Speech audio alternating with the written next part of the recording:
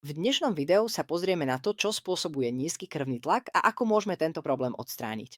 Srdečne vás všetkých vítam, tu je opäť Zoák. Prvým častým prípadom nízkeho krvného tlaku je ortostatická hypotenzia, teda nízky tlak závislý od polohy tela, ktorý väčšina ľudí zažije tak, že ležia v posteli, potom vstanú a zatočí sa im hlava. Táto situácia má dva dôvody, hoci tieto často spolu súvisia.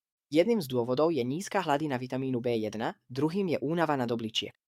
Častou príčinou je nadmerná konzumácia alkoholu, pri ktorej alkohol vyčerpáva naše zásoby vitamínu B1 alebo nedostatok spánku a nadmerný stres, ktoré vedú k vyčerpaniu nadobličiek. V tomto stave máme nízku hladinu kyslíka a keď vstaneme z postele, náš vegetatívny nervový systém sa nedokáže okamžite prispôsobiť situácii. Riešením je na jednej strane viac oddychu a zníženie príjmu alkoholu.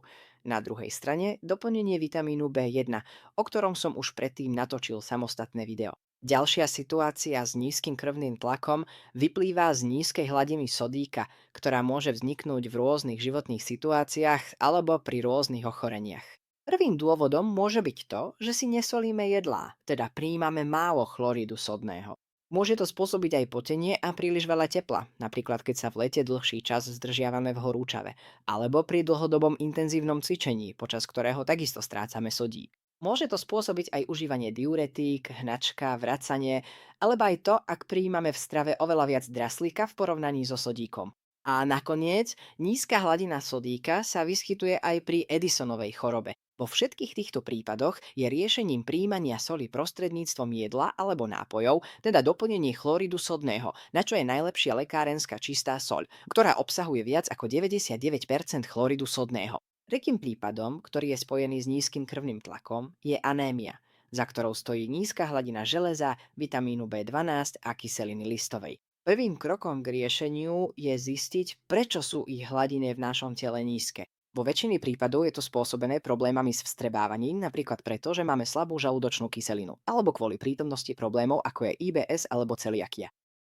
Anémiu môže spôsobiť aj príliš častý a nadmerný príjem potravín s obsahom fitovej kyseliny, ktorá bráni vstrebávaniu železa. Nízka hladina vitamínu B12, napríklad u vegánov, ako aj príliš veľa vápnika, tiež znižujú účinnosť železa v našom tele.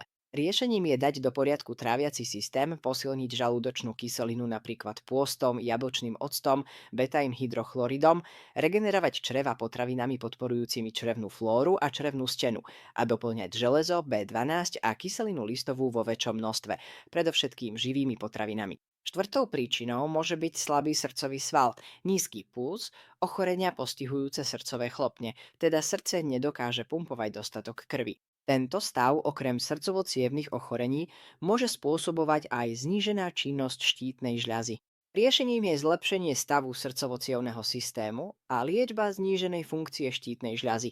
Tu musím spomenúť aj lieky na zníženie krvného tlaku. Konkrétne alfa a beta blokátory, ktoré taktiež môžu spôsobovať nízky krvný tlak.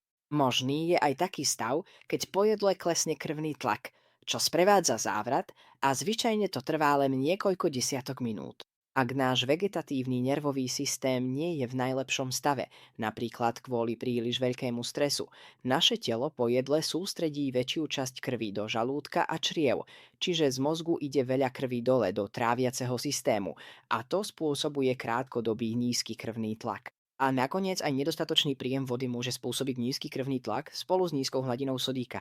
Toto už pravdepodobne každý zažil. Ak dlhší čas pije málo vody alebo tekutín, veľa sa potí napríklad v horúčave, sprevádza to závrakmi a poklesom krvného tlaku. Ak chceš, aby sa aj ostatní dozvedeli viac o príčinách a riešeniach nízkeho krvného tlaku, klikni na tlačidlo páči sa mi to pod videom, pretože takto YouTube toto video odporúči aj ďalším ľuďom. Prejme ti veľa zdravia. Vidíme sa opäť v ďalšom videu. Dovtedy nech je zdravie s tebou.